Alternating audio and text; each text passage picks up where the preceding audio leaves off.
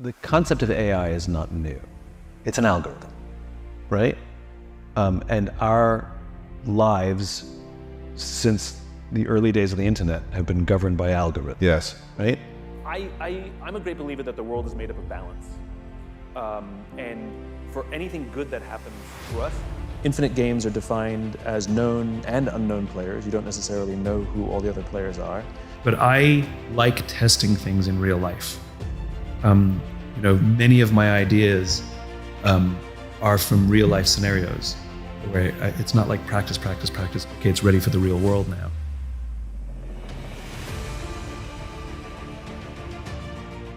The concept of AI is not new. It's an algorithm, right? And our lives since the early days of the internet have been governed by algorithms. Yes. Right? What's an algorithm? Let's start there. Yeah. Right? We talk about algorithms every day. It's in our vernacular, but what is it?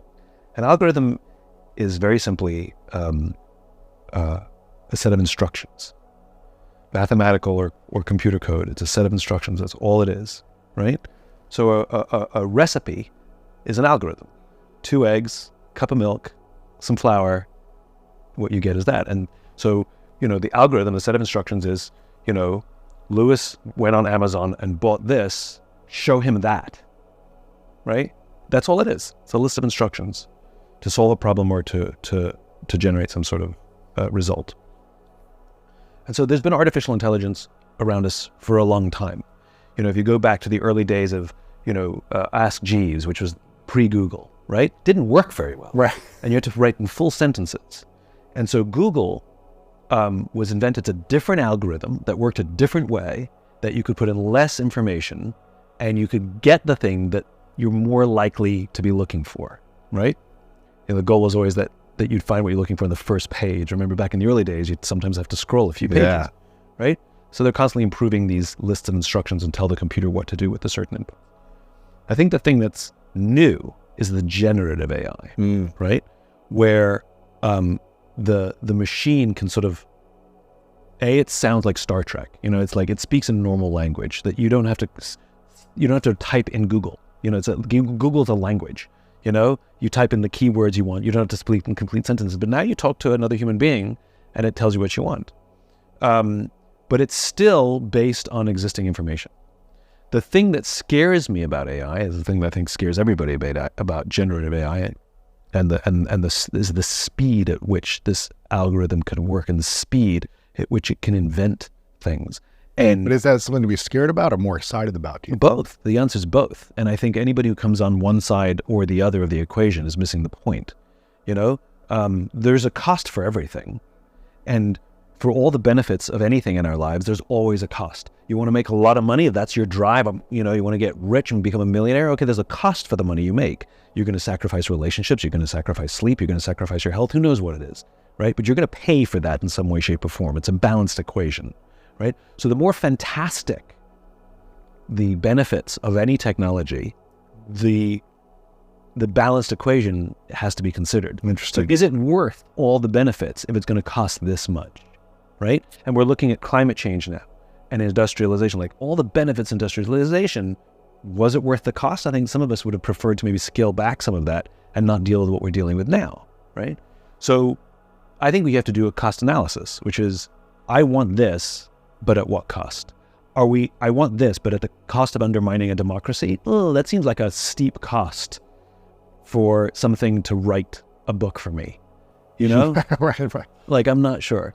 And at least as it exists now, it's useless for original thoughts. So people ask me all the time, are you scared of it? I'm like, absolutely not scared of it at all. Because if you ask AI to write a book in the style of Simon Sinek, on any subject, it can only draw from what I've already written, but it can't give a new thought. Doesn't bring new perspective. There's no new ideas, right?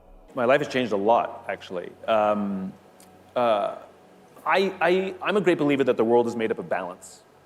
And for anything good that happens to us, it comes at a cost, always. And I like to consider what that cost is.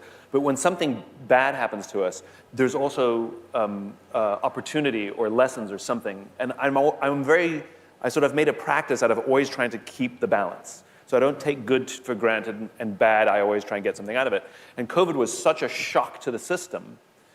The opportunity was huge. I mean, total reinvention if you wanted it. And for our business, it was total reinvention. But for me, it gave them an opportunity to sit and breathe. And I think many people in this room can relate, that we're on a hamster wheel for our careers. And we think that we're setting the speed of the hamster wheel by how fast we're running. And the hard lesson that I learned is I'm just running to keep up. And for a period of time, COVID stopped the wheel. And I got off. And then I got to look around and say, do I want to get back on that wheel, or is there something else I want to do? And so there was a ton of introspection. I've grown up a lot, to be honest. And I worked hard. I had that time to do it. And I also decided how I want to spend the rest of my life. I'm very, very, very proud of the work that I have done and the work that I do, and spreading a message and challenging traditional notions of how business works and how we can change that. But the question is like I'm proud of that, and it has its own momentum. Mm-hmm. And I'm a great believer in measuring success not by hitting absolutes, but by counting momentum. And that's for us individually as well as businesses. And then it's much easier to maintain momentum. Infinite games are defined as known and unknown players. You don't necessarily know who all the other players are. The rules are changeable. You can play however you want. And the objective is to perpetuate the game, to stay in the game as long as possible. What I find so fascinating about this idea when I first learned about it is we are players in multiple infinite games every day of our lives. There's no such thing as being the winner in your marriage, There's no such thing as winning global politics, and there's definitely no such thing as winning business. Business is an infinite game. And yet, when we listen to the language of too many leaders, they talk about being number one, being the best, and beating their competition. Based on what? There's no agreed upon objectives, there's no agreed upon timeframes. And so what ends up happening is you have people building organizations and leading with a finite mindset, playing to win, in a game where there's no such thing as winning.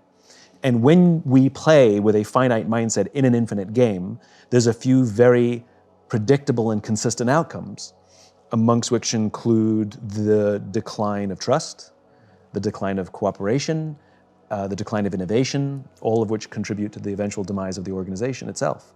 And so what I wrote about is what it means to lead with an infinite mindset, because we teach leadership as if it were a finite game. People start business with the goal of winning or being number one, and that's a problem because that's impossible.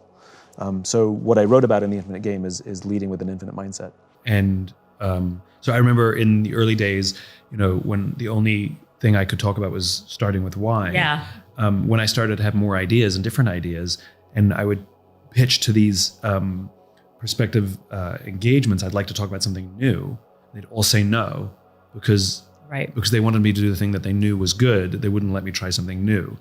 And so I just arbitrarily picked one and basically didn't do as I was told and decided to do something new on the stage.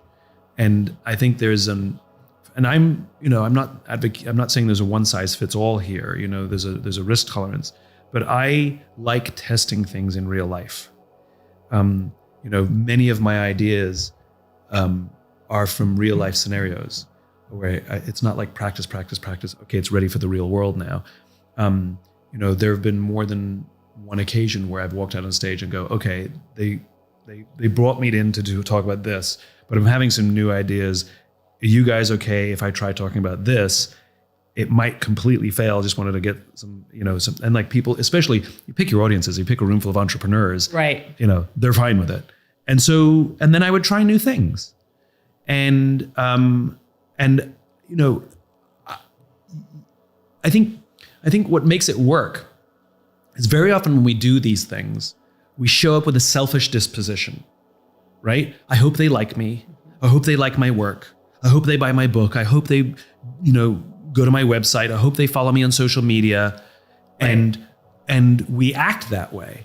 we put a picture behind us on the PowerPoint, and it has all of our social media handles on it, and it has a phone number and a website and an email address. Right. And we say at the end, somebody asks a question, it's like, question whatever, and we reply, well, you'll have to read my book, or well, that's from my book, and it's like, we put ourselves, and that's, people can tell. And in those cases, we're not rooting for you. In fact, we're going to try and trip you up. Right. Because we can't help ourselves. It's entertaining. Yes. You put yourself at the front, we'll have fun with that.